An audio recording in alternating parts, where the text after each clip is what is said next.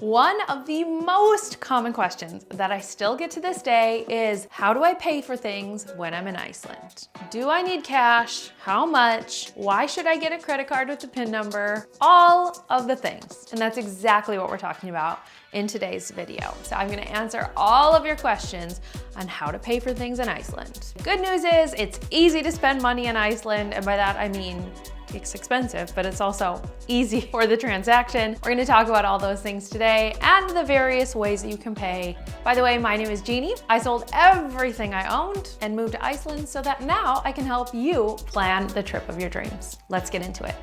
The first way to pay for things in Iceland is by using cash. The official currency of Iceland is the Icelandic krona. Cash is widely accepted around the country, and I do suggest that it's a good idea to have some cash on hand while you're traveling, but it's not essential. We'll explain about that in just a moment, but before I get there, if you're wondering, okay, I'm coming to Iceland, I wanna have a little bit of cash just in case, you never know, I suggest taking out about 10,000 Icelandic krona.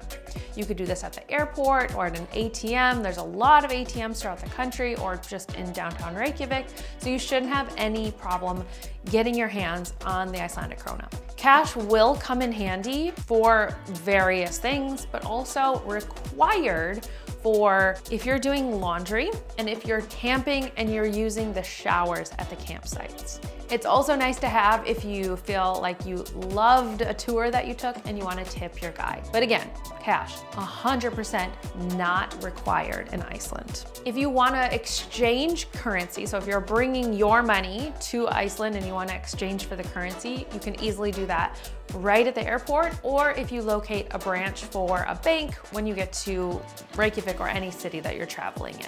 So again, this is a really easy thing to do, but just keep in mind the fees that you'll incur if you want to exchange your money. The next way to pay for things is by using plastic. A debit card or a credit card. Just real quick, because I'm not making any assumptions, the difference between a debit card and a credit card is that a debit card comes directly out of your bank account and a credit card has a revolving line of credit. So you'll essentially spend money before you have to pay for that money that you spent. One thing that I found very, very interesting is that credit cards, meaning the revolving line of credit, is not common in Iceland/Europe. Now, I haven't been everywhere, I haven't lived everywhere, but in Iceland specifically, people don't have credit cards as commonly, and they sure don't have multiple credit cards. So when they're using a card to pay, it's usually a debit card tied to their bank account that comes directly out when they make the transaction. In fact, I remember when I moved to Iceland and I wanted to apply for an Icelandair credit card so that we can, gather points when we're traveling on the airline, going back and forth. It was not easy to locate and apply for this credit card. When people are bringing their credit cards to Iceland, the actual transaction at the register could look a little bit different than using a debit card. So again, let me explain. In my experience, as I'm going up to pay for something, groceries, gas, etc., if I'm using a credit card, about half the time it just pushes the transaction through, and the other half of the time it makes me sign for that purchase. On the other hand, with debit cards, if I were to use my Icelandic debit card at the pump or at the grocery store, then I would swipe the card and I would immediately be prompted to punch in my PIN number. All in all, I want to say that it is 100% easy to pay with a plastic card. Whether or not you have a debit or a credit card, it's easy. From personal experience, I still have a US bank account and a US credit card, and I have the same in Iceland. So I'm actually able to be quite flexible when I'm paying for things. But as a tourist, I would say it's probably a good idea to have two different options that you can use so that you don't get stuck in a weird situation. And by weird situation, what I mean is literally a gas pump a standalone pump out in the middle of the countryside that only accepts one certain type of card payment. And if you don't have something that's sufficient, then you're gonna get stranded. That's my only recommendation. But in general, cards are the way to go. Very, very easy to use. I will say that some people have told me that Visa and MasterCard are the most widely accepted, and then Discover and American Express are less accepted, but I am not an expert on that, so I can't confirm that. Just keep it in mind for your own travels. By the way, if you are looking for a credit card with no international fees, which is very important when you're making several transactions abroad, I recommend Barclay, and I'll put a link in the description below for that because that's what we use and that's how we are able to build up a lot of points for travel, and I really love it. They have a low annual fee, no international fees.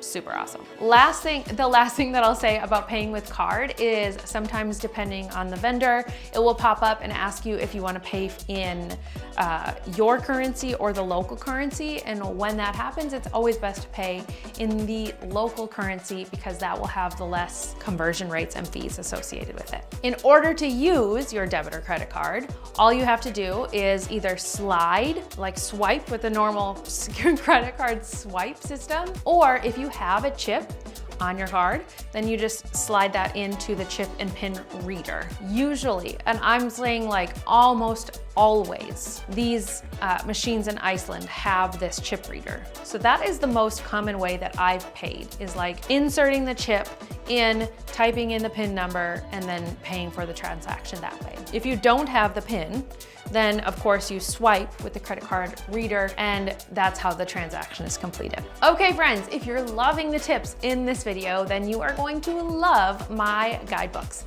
They're absolutely full with practical tips that I've learned from living in Iceland, and they are designed to help you plan the best trip ever. I'm gonna put a link in the description below if you want to check them out, but now back to the video. Okay, the other way to pay for things in Iceland is contactless payments. So this is like the tap and go, right? At the kiosk, you have the wireless sign built in. And I would say this is becoming very, very common in Iceland. So when you have a debit or credit card, then you have the chip and PIN method. But if you have a contactless card, and you will know because it will have a little Wi-Fi sign on the card, and or if you have your cards connected to your Apple Watch or your iPhone, then you can just tap and go.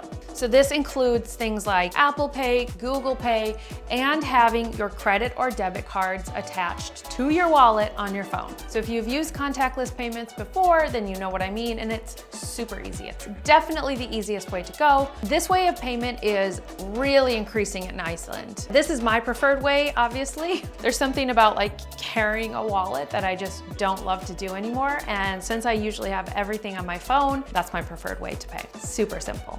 Okay, my friends, if you love this video, then you are going to love when I talk about the restaurant prices and the menu options going out to eat. So go ahead and check that video that's popping up on the screen, and I will see you in the next video. But until then, happy planning.